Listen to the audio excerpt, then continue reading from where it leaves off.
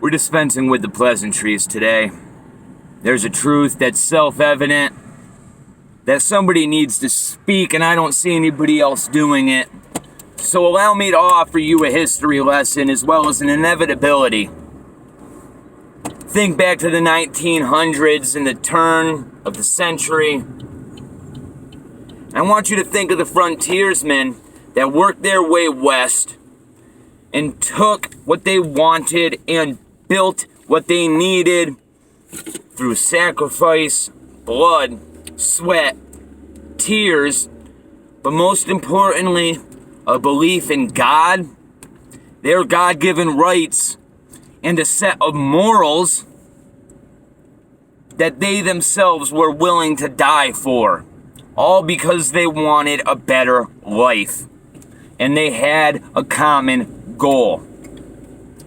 I want you to think to the Native Americans, and as much as they fought with those frontiersmen, they both had the same mindset. We are going to survive in this frontier by any means necessary, and survive they did. The frontiersmen were not the downfall of the Native Americans. Do not get it twisted. They coexisted.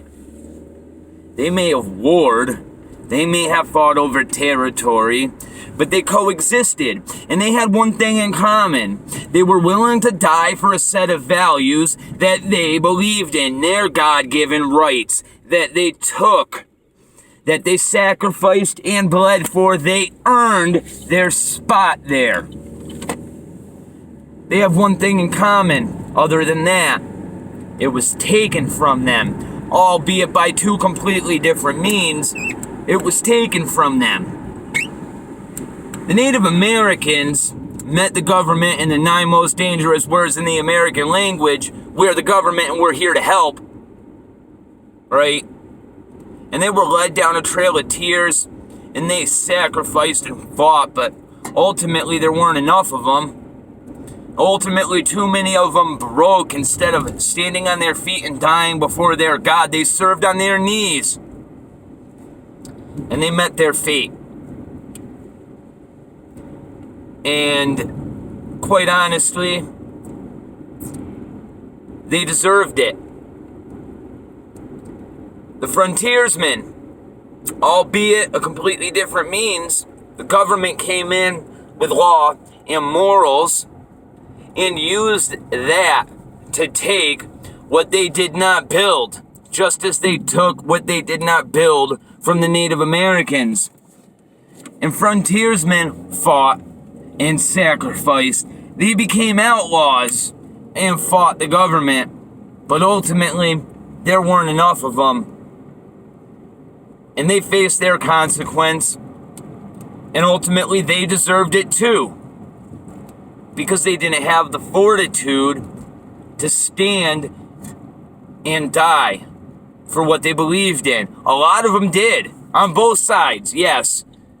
And they got the fate they deserved, right? They died as a free man before their God on their feet, just as every man should. Simple fact of the matter is, those of us that are willing to speak the truth in this day and age, that are willing to stand on our feet instead of serving on our knees, are short in a world that no longer wants us, just like the Indians and just like the frontiersmen. And if history tells us anything, it's that as hard as we fight, we are either going to die as free men before our God on our feet, or we are going to serve on our knees. And yes, we may live long lives fighting for that, but at the end of the day, there is not enough of us left to change this entire country. There was not enough frontiersmen to confront the law as it pushed in. There was not enough Native Americans to face the government as it pushed in. Do you see a common tie here, people? This country is no longer worth saving. I am not willing to die for a set of principles that says a man and a woman are the same, that says it is okay for my child to be a homosexual, that says my God is dead. And it's time that we come to grasp with that reality. Our country was taken from us in the dark of the night through a secret vote in 1913, and most of you don't even know it because you're not supposed to, because they erased it from history. And those of us that are willing to speak that truth are laughed at and ridiculed, just like the Native Americans that warned of an impending doom coming from the government, just like the frontiersmen that warned of the government. They were laughed at and ridiculed, just like I am. But the simple fact of the matter is, we are not going back to any semblance of normal. And we have a choice at this point in time right now. You can choose to separate yourself from this society and build your own. You can choose to do that, but it's going to come with sacrifice. It's going to come with the possibility of giving your life. But do you believe enough in it to do that? And the sad, simple fact of the matter is, most of us don't. But there's going to be a time when you're going to have that choice to make of serving on your knees or standing on your feet as a free man before your God. And if you choose the latter, know this, you may pay with your life. But it is far better than serving on your knees as a slave to society.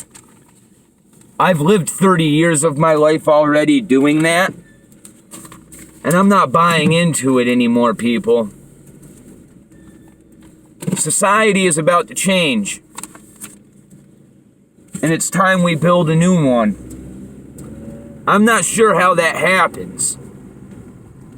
Forget about left, right, Donald Trump, this, Donald. It doesn't matter, dude. This is tyranny, and tyranny is tyranny. I don't give a fuck who the person behind the microphone is. When it comes, and it all comes with the same price. This is the truth.